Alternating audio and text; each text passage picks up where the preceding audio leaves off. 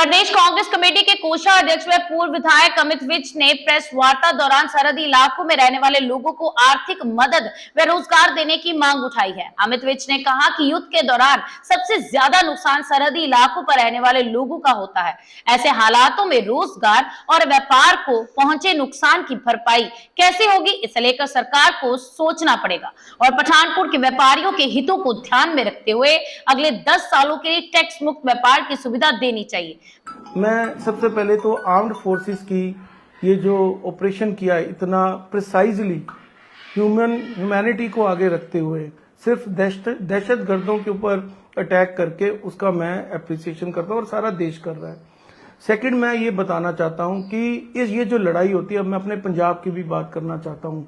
आज हिंदी में इसलिए बोल रहा हूँ ताकि मेरा मैसेज बाकी मेंबर ऑफ पार्लियामेंट, बाकी स्टेट के लोग भी सुन लें, और अगर असली देशभक्त है और असली देशभक्त है तो इस चीज को मेरे समझें, सुने, और जो ये बॉर्डर एरिया के लोग हैं उनके साथ चलें।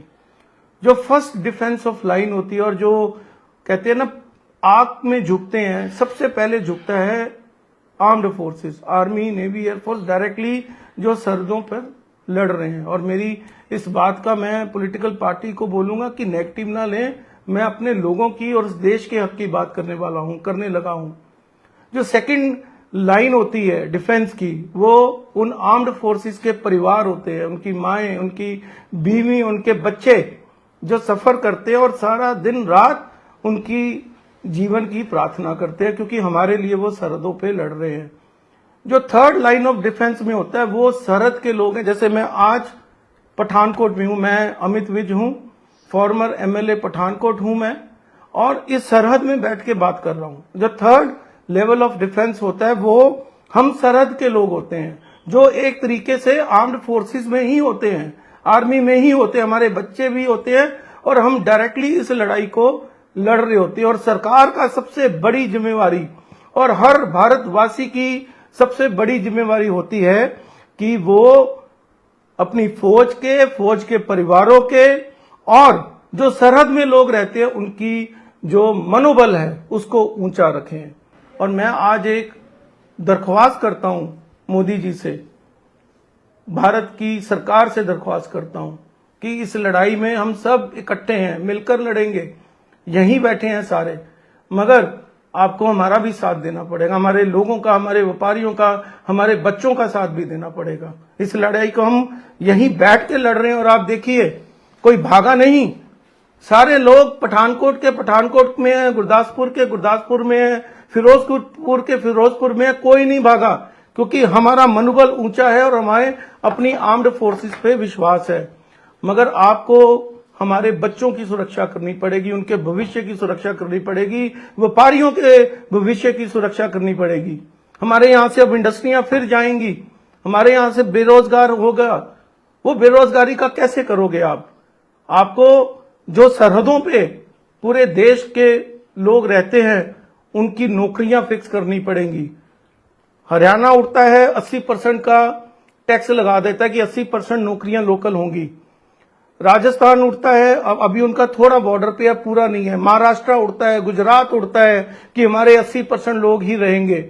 जब सारे लोग 80% लोग रहेंगे तो सरहद के बच्चे कहां जाएंगे, सरहद के व्यापारी कहां जाएंगे? और मैं सारे लोगों को बोलना चाहता हूं, अगर आप असली देशभक्त हो, हर स्टेट के लोग को बोलना चाहता हूं, तो एक यूनानिमस मेंबर ऑफ पार्लियामेंट्स को सारे स्टेट के ये रेजोल्यूशन पास करना चाहिए कि जो भी सरहद में लोग रहते हैं उनके बच्चों को, चाहे गवर्नमेंट जॉब्स हो पूरे देश की, उनके स्टेट में भी हो, चाहे स्टेट हो, सेंट्रल हो, क्योंकि हम लड़ते हैं अपने देश के लिए, हमारे बच्चों का 10 से 20% कोटा फिक्स होना चाहिए। ये नहीं होगा कि यहां से हम लड़ें भी, हम मरें भी, हम कटें भी, सब कुछ करें हम, और फिर हमारे बच्चे अगले 20 साल बेरोजगारी की नफरत भी झेलें, दूसरे स्टेट में जाएं और दूसरे स्टेट आकर ये बोलें कि हमें तो 80% लोग अपने रखने हैं, आपका तो कोटा भी नहीं है।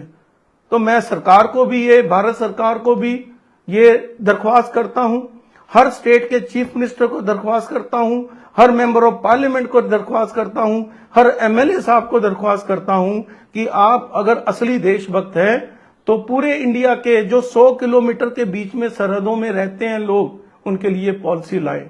इन स्टेट्स में, इन सरहदों में कोई टैक्स ना लो 10 साल के लिए, किसी व्यापारी को टैक्स मत लो, कोई इंडस्ट्री लगाता है उससे टैक्स मत लो।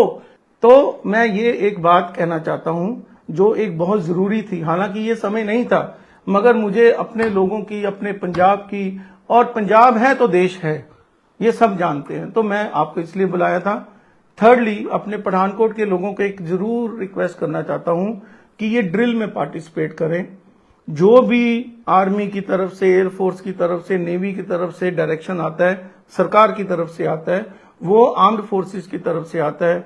कभी लाइट बंद करने को बोलते हैं, क्योंकि हम अपने आप को वर्स्ट लेकर ही चलेंगे तो कामयाब होंगे। तो इस ड्रिल में मैं सबको रिक्वेस्ट करूंगा कि रिलीजियसली पार्टिसिपेट करें, ये हमारे और हमारे देश की भलाई के लिए है। और घबराएं मत, अपनी आर्म्ड फोर्सेस के ऊपर आप विश्वास रखें, किसी को कुछ नहीं होगा, मगर आप घबराएं मत। और फाइनली मैं फिर एक रिक्वेस्ट करता हूं कि सरहद पे रहने वाले लोगों के लिए भारत सरकार को और पूरे भारतवासियों को सोचना पड़ेगा, उनके बच्चों के भविष्य के लिए। मैं अपने लिए और किसी के लिए नहीं कह रहा।